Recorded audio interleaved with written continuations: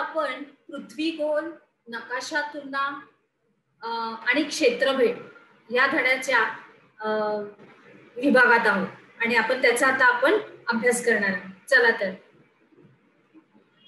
तर विद्यार्थी मित्रांनो, आपण आपल्या पृथ्वी गोलाशी मैत्री केली, आपल्या नकाशाशी मैत्री केली, तर आता ह्याच्यामधला फरक आणि अजून चांगल्या रीतीने आपल्याला कसा अभ्यास करता येईल, स्थान निश्चिती कशा रीतीने आपल्याला अजून अचूक रित्या करता येईल ह्याचा अभ्यास आता आपण या धड्यामध्ये करणार आहोत. चला तर आता सर्वप्रथम पृथ्वी गोल आणि नकाशा या दोघांची तुलना, या दोघांच्या मधला फरक काय आहे तो आपण पहिल्यांदा समजावून घेऊया. चला तर ह्याच्यामध्ये आपण बघताय की नकाशे हे द्विमितीय असतात, तर पृथ्वी गोल हा त्रिमित असतो. हा फरक आहे त्यांच्या दोघांमधला. तर आता पुढे मी विस्तृतीकरण देते, त्याच्यामध्ये तुम्हाला कळेल की द्विमितीय घटकाला लांबी आणि रुंदी असते. याचा अर्थ काय की तो एका विशिष्ट आकारामध्ये असतो ना, म्हणजे कागद, फळा किंवा मेज, जमीन इत्यादी मध्ये अशा रीतीने. आणि त्रिमितीय म्हणजे काय तर रुंदी, लांबी आणि उंची पण त्याच्यामध्ये समाविष्ट आहे. आणि उदाहरणार्थ आपला डस्टर आहे, डबा, पेला, तांब्या आपल्याला दिलेलंच आहे, आपली उदाहरणं आहेत तिथे. तर हे लागू कसं होतं तर आपल्या पृथ्वी गोलाला आणि नकाशाला, तर लांबी आणि रुंदी मिळून त्याचं क्षेत्रफळ तयार होतं. आणि त्रिमितीय वस्तूला लांबी, रुंदी आणि उंची असते आणि हे तिन्ही मिळून त्यांचं क्षेत्रफळ हे तयार केलं जातं. आणि नकाशाने जगाचा तसेच मर्यादित प्रदेशाचाही अभ्यास करता येतो आपल्याला. बघा, नकाशा बघितला तर आपल्याला, आपण जर आपल्या भूगोलाच्या विभागामध्ये जर गेलो, आपल्या शाळेच्या भूगोलाच्या विभागामध्ये जर आपण गेलो तर तिथे असा मोठा असा तक्ता लावलेला असतो आणि त्या तक्त्यामध्ये सगळं लिहिलेलं असतं. म्हणजे नकाशे, असा भारताचा नकाशा काढलेला असतो आणि त्याच्यामध्ये सगळं काही नमूद केलेलं असतं, बरोबर. आणि पृथ्वी जी असते ते अशी गोल, संपूर्णपणे चंडोर आकाराची असते आणि त्याला आपण असं फिरवू शकतो अशा गोलाला त्या, आणि त्या गोलामध्ये आपलं अचूक स्थान आपण बघू शकतो. हा इथं आहे, पाणी किती आहे त्याच्यामध्ये, कुठल्या ठिकाणी ते ठिकाण आहे हे अचूक आपण व्यवस्थित शोधू शकतो. आणि त्याच्यानंतर संपूर्ण पृथ्वीची प्रातिनिधिक म्हणजे त्याच्यावरती आपण संपूर्ण रेखांश, अक्षांश, व्यास, प्रतल, किती अक्षांश आहे, रेखांश आहे, आणि किरण कशी, म्हणजे संपूर्णपणे एक प्रकारची ती प्रतिकृती असते, एक पुतळ्यासारखं असतं की जेणेकरून आपण हातात घेऊन ते हाताळून बघू शकतो. आणि नकाशामध्ये कसं आपण स्थान बघू शकतो आणि त्याच्यामध्ये आपण नोंदी करू शकतो, बरोबर आहे की मला हे स्थान बघायचंय, मला हे स्थान बघायचंय, बरोबर. त्याच्यानंतर आता पुढे जाऊया. आता पुढे आपल्याला थोडासा हसता खेळता विभाग आहे. चला, थोडीशी प्रश्नोत्तर पण आहे, थोडासा तुम्हाला विरंगुळा. मी आहे अर्थात सोबत मी आहे, काळजी करायचं कारण नाही.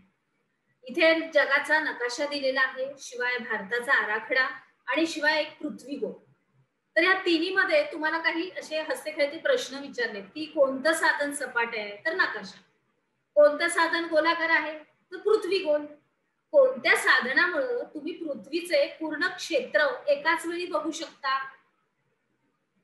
असं बहिर्गोलातून बघू शकता, कोणत्या साधनाने पृथ्वीची एकाच वेळी एकच बाजू पाहता येते. आता एका बाजूला तुम्ही उभारला तर एकच बाजू तुम्हाला दिसणार, बरोबर आहे. जर तुम्ही ती फिरवली तर मग ती दुसरी बाजू तुमच्या समोर येणार. त्याच्यानंतर जर तुम्हाला विशिष्ट प्रदेशाचा, देश, राज्य तपशीलवार अभ्यास करायचा असेल तर यापैकी कोणते साधन वापराल, तर तुम्हाला जे योग्य वाटतं, आपल्याला जे योग्य वाटतं त्याचा आपण अभ्यास त्या साधनांनी करू शकतो. आपल्याला जर नकाशातून ते अचूक स्थान मिळतंय, त्याचं रेखांश, त्याचं ते स्थान निश्चिती जर भेटत असेल तर आपण नकाशामधून पण करू शकतो, आराखड्यामधून पण करू शकतो, शिवाय पृथ्वी गोलातूनही करू शकतो. कोणते साहित्यास पृथ्वीची प्रतिकृती म्हणता येईल. आता हा पृथ्वी गोलच आहे, तोच आहे त्याची प्रतिकृती, समजलं आता. अगदी व्यवस्थित. चला तर आता आपण आपला अभ्यासात परत जाऊया. आता पुढे, आता पृथ्वी गोल बघितला आणि नकाशा यांच्यामधील आपण फरक बघितला. तर आता आली क्षेत्रफेट. क्षेत्रफेट बघा, तुम्हाला माहीतच असेल विद्यार्थी मित्र हो, की जेव्हा पावसाळ्याच्या सुरुवातीस किंवा हिवाळ्याच्या सुरुवातीस आपली काही भौगोलिक दृष्ट्या सहली असतात, की आपण काही इतिहासाच्या दृष्टीने, भूगोलाच्या दृष्टीने कोणत्याही एखाद्या विषयाने आपण क्षेत्रफेट देतो. भौगोलिक दृष्ट्या आपण आता भूगोलाच्या ह्याच्यामध्ये आहोत, अभ्यास पाठात आहोत. तर मग आपण भूगोलाची कशी काय क्षेत्रफेट आहे ते बघूया. भौगोलिक सहल ही भूगोल विचारांच्या साठी अत्यंत महत्वाची अशी अभ्यास पद्धती आहे. यात एखाद्या क्षेत्राला भेट देण्यात येते आणि क्षेत्रभेटीमुळं त्या भौगोलिक आणि सामाजिक परिस्थिती आपल्याला जाणून घेता येतात आणि स्थानिक लोकांशी चर्चा करण्याची आपल्याला संधी सुद्धा भेटते. तर त्याच्यासाठी थोडंसं विस्तृतीकरण. भौगोलिक स्थिती जाणून घेण्यासाठी एखाद्या शिक्षकांच्या मार्गदर्शनाखाली पुढीलपैकी एखाद्या ठिकाणाला अवश्य भेट द्यायची. आता काय काय बघा, नक्षत्रालय, डाकघर, बसस्थानक, मॉल, डोंगर, समुद्र किनारा, लघु उद्योग केंद्र इत्यादी या ठिकाणी आढळलेल्या विविध बाबींची आपण माहिती घ्यायची आहे आणि निरीक्षण त्याची नोंदवायची आहे. थोडस विस्तृतीकरण देणार आहे मी तुम्हाला. क्षेत्रभेटीमध्ये शिक्षक आपल्याला काय ठिकाणाची काही माहिती पण सांगतील. शिक्षकांच्या मदतीने एक प्रश्नावली तयार करायची आणि आवश्यकता असेल तिथं मुलाखतही घ्यायची आणि त्याच्या नोंदी ठेवायच्या, चित्र काढायची, रेखाटनं काढायची. तर आता उदाहरणार्थ मी देऊ शकते तुम्हाला काय, तर आपलं डाकघर. डाकघर म्हणजे काय, पोस्टाचं ऑफिस. त्या पोस्टाच्या ऑफिसमध्ये जाऊन आपण आपल्या शिक्षकांबरोबर जाऊन संपूर्णपणे चर्चा करू शकतो. तिथे आपल्या पोस्ट मास्तरांशी की कुठली कुठली पत्र तिथं ती गोळा करतात किंवा कशा रीतीने त्यांचं ते विभागणी केली जाते प्रत्येक पत्राची. मग कोणते काका कुठे, पोस्ट काका कुठे जातात हे तुम्हाला विचारण्याला काहीच हरकत नाही. त्याच्यानंतर त्यांचं कसं ते कार्यक्षेत्र असतं, कोणत्या ठिकाणामध्ये ठरलेली त्यांची ठिकाणं असतात, तिथं ते पत्र पोहोचवतात वगैरे वगैरे. म्हणजे अशी सगळी तुम्ही माहिती इत्यादी वगैरे घेऊ शकता. त्याच्यानंतर मुलाखती घेण्यासाठी मुख्य जे पोस्ट मास्तर असतील त्याची तुम्ही घेऊ शकता. मग तिकीट, पोस्ट कार्ड, मनी ऑर्डर ह्याचे थोडीशी आपण चित्र पण काढू शकतो, काही नोंदी घेऊ शकतो, ते आपल्याजवळ जमा करून ठेवू शकतो.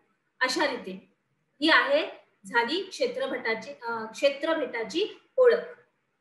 झालं, समजलं, लक्षात आलं. चला पुढे जाऊया. आता बघा, एक चित्र तुम्हाला दिसतंय. ह्या चित्रामध्ये काय दिसतंय, एक भूगोल दालन दिसतंय आणि केवढी मोठी ही आहे. पृथ्वी गोलाची प्रतिकृती बघा केवढी मोठी आहे. आता ही कुठे आहे ते आपण बघूया. अर्था हा जगातील सर्वात मोठा फिरता असलेला पृथ्वी गोल आहे.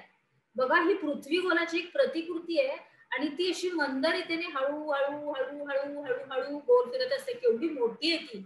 आणि कुठे आहे ती बघा, अमेरिकेच्या संयुक्त संस्थानामध्ये मेन राज्यात यारम येथे ही पृथ्वीची महाकाय प्रतिकृती आहे. महाकाय म्हणजे तुम्ही अंदाज नाही करू शकणार आहे विद्यार्थी मित्र हो, एवढी मोठीच्या मोठी ती अशी प्रतिकृती आहे. बघा त्याच्यावर कसे सगळं अगदी विस्तृतरित्या दिलेलं आहे की काही हिरव्या रंगात, काही तांबड्या रंगात, फिकट तांबड्या रंगात, काही निळ्या रंगात. म्हणजे ते त्या ठिकाणीचं सगळं ठिकाण म्हणजे स्थान निश्चिती आपण अगदी पटापट बघू शकतो. पण त्याच्यासाठी आपल्याला ती अगदी मान उंच करून बघायला लागणार आहे. ती मोठी प्रतिकृती आहे. त्याच्यानंतर या पृथ्वी गोलाच्या परिभ्रमणाचा व परिवलनाचा वेग हा पृथ्वीच्या वेगानुसार राखलेला आहे. म्हणजे आपली पृथ्वी ही जशी फिरते तसा ह्या प्रतिकृतीचा वेग त्या लोकांनी ज्यांनी बनवलेली आहे त्यांनी तसा ठेवलेला आहे. म्हणजे बघा किती अतिशय उत्कृष्ट आणि चांगलं असं हे रचना तयार झालेली आहे. खरोखरच कौतुकास्पद अशी ही गोष्ट आहे. लक्षात आलं तुमच्या व्यवस्थित. आता त्याला काय म्हणतात, भूगोल दालनच म्हणतात. त्याचाच आता आपण अभ्यास केला. आता पुढे जाऊया. आता काही प्रश्न उत्तर. भौगोलिक सहलीचं महत्व तुम्हाला सांगायचंय आणि स्पष्ट करायचंय भौगोलिक दालनाबद्दल थोडीशी माहिती. चला तर आता आपण आपल्या पुढील विभागात जाऊया.